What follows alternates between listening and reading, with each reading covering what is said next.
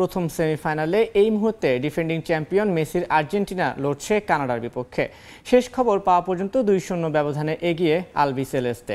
এই ম্যাচের উত্তাপ ছড়িয়ে পড়েছে বাংলাদেশেও। রাজধানীর বিভিন্ন স্থানে বড় পর্দায় আর্জেন্টিনার খেলা দেখতে জড়ো হয়েছেন ভক্তরা। এই মুহূর্তে ঢাকা বিশ্ববিদ্যালয়ের টিএসসিতে আছেন রিপোর্টার তাজিন খন্দকার। উচ্ছ্বাসের সবশেষ জানতে সরাসরি চলে যাচ্ছি তার কাছে। কোপা আমেরিকার সেমিফাইনাল যেমনটা প্রত্যাশিত ছিল সেরকমই কিন্তু একটা ম্যাচ হচ্ছে। কানাডার বিপক্ষে শুরু থেকে আধিপত্য বিস্তার করে বিশ্ব চ্যাম্পিয়ন আর্জেন্টিনা খেলে যাচ্ছে এবং যদি একটু বলতে চাই যে কাক ডাকা ভোরেই কিন্তু আসলে ম্যাচটা শুরু হয়েছে। যখন শুরু হয়েছে তখন একদম ভোর 6টা, সেই 6টায় দর্শকদের যে উন্মাদনা, রাজধানীর টিএসসিতে এত দর্শক আসলে একসঙ্গে জড়ো হয়েছেন যে লিওনেল মেসির খেলা দেখতে। বেসিক্যালি তারা কিন্তু আসলে বলছেনও এভাবে যে শুধু লিওনেল মেসি, আর্জেন্টিনা তো তাদের কাছে আবেগের একটা জায়গায়, কিন্তু লিওনেল মেসির খেলা দেখতেই তাদের এখানে এত জড়ো হওয়া। আমরা কথা বলেছি দর্শকদের সঙ্গে, সেখানেও কিন্তু বিভিন্ন জায়গা থেকে আজকে এই সেমিফাইনাল দেখতে উপস্থিত হয়েছেন। বিক্রমপুর থেকে এসেছেন কেউ, কেউ এসেছেন নারায়ণগঞ্জ থেকে।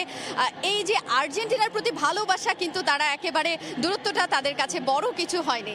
শুরু থেকে আর্জেন্টিনা দুর্দান্ত খেললেও কিন্তু আজকে বেশ কিছু গোল মিসের চিত্র আমরা দেখেছি, যেখানে লিওনেল মেসির কাছে প্রত্যাশাটা যে যতখানি দর্শকদের, সেই প্রত্যাশায় কিন্তু 44 মিনিটে লিওনেল মেসির একটা মিস, তার পরের মিনিটে আবারও লিওনেল মেসির আরও একটা মিস কিন্তু একটা হতাশা ভর করেছিল দর্শকদের মধ্যে। সেই হতাশা কিন্তু লিওনেল মেসি কাটাতে বেশিক্ষণ সময় নেননি।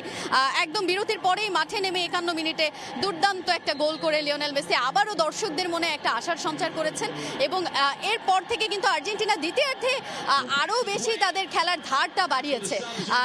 সেটার কিন্তু বেশ কিছু কানাডাও কিন্তু তাদের জায়গা থেকে তাদের যে একাগ্রতা, যে ম্যাচটা জিততে হবে সেরকম চিত্র কিন্তু আমরাও কিছু দেখেছি এই ম্যাচে, যেখানে 60 মিনিটে ক্রিস্টিয়ান রোমেরো দারুণ একটা ক্লিয়ার করেছে ডিবক্সের ভেতর থেকে। আদারওয়াইজ হয়তো ওইটা একটা গোল হয়ে গেলে মেসিদের দলের জন্য, আর্জেন্টিনার জন্য কি একটা বড় একটা আক্ষেপের বিষয় হতে পারতো, বা দর্শকদের জন্য বড় একটা আক্ষেপের বিষয় হতে পারতো। তো এখন পর্যন্ত আর্জেন্টিনার খেলা নিয়ে দর্শকদের যে উন্মাদনা, এই উন্মাদনা কিন্তু আসলে বলেই দেয় যে এবারের কোপা আমেরিকার হট ফেভারিট হচ্ছে বিশ্ব চ্যাম্পিয়ন আর্জেন্টিনা। সেটা বলতে আসলে কোনো দ্বিধাই নেই। তা আমার কাছে রাজধানীর টিএসসি থেকে এই ছিল সবশেষ।